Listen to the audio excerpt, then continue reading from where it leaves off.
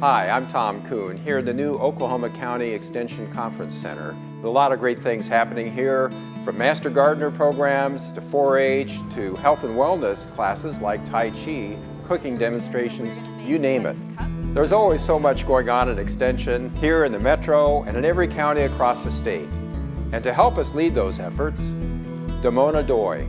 Dr. Doi successfully initiated many programs as a longtime farm management specialist.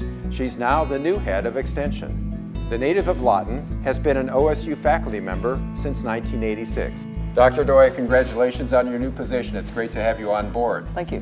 What is it you're most looking forward to in this position?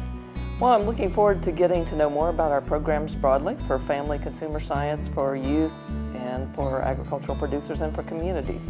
I'm looking forward to getting out in the state and meeting more people, our Extension family, as well as our fans and supporters, and maybe those who don't yet know us but can be our future fans and supporters. Well, that's great. We have 77 counties. How are you going to accomplish meeting so many people over such a broad area? One step at a time. So as I wrapped up my farm management responsibilities, I've been taking advantage of visits to counties. So I was in Northwest Oklahoma last week, started meeting with county extension staff there. I think it's important to establish good lines of communication. That's really important to me. It also gives me an opportunity to hear what they're hearing about our needs and the ways that we should evolve. And so there are eyes, ears, and voice in local communities, and I want to make that connection. Oh, that's great. Now, in Extension, we're always finding ourselves in a position of adapting to what the needs of Oklahomans are. And perhaps that adaptability has never been more important than it is currently. Why would you think that would be?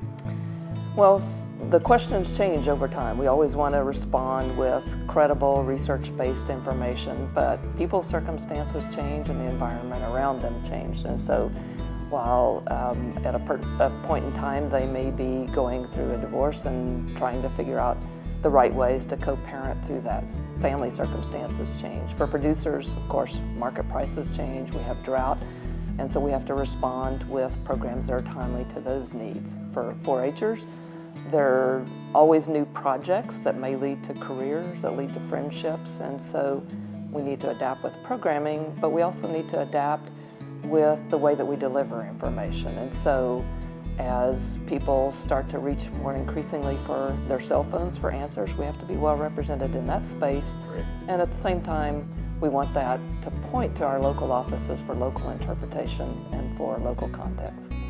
Now, you mentioned 4-H several times, and you actually have some personal experience with that, don't you? I do. I was in the Flower Mound 4-H in Comanche County.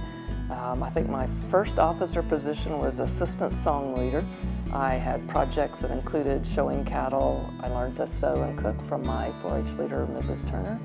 So I participated in things like the speech contest and demonstration contest, and I also served as a 4-H intern while I was in college, so I got to help with 4-H camps and things like that.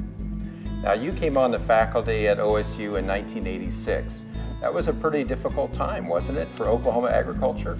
It was. Fortunately, I had the experience of serving on the Farm Financial Stress Task Force at Iowa State. That was part of my dissertation research, so I was well prepared to get engaged with the team that was responding here in Oklahoma.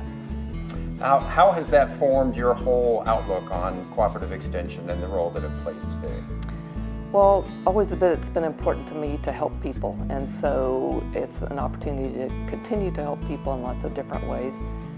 But it also inspired me to connect with people personally as well as to help them answer their problems. And so it's always been important to find the right information for people to help them answer their questions. I think having the integrity behind our information perhaps is one of the most telling parts to that.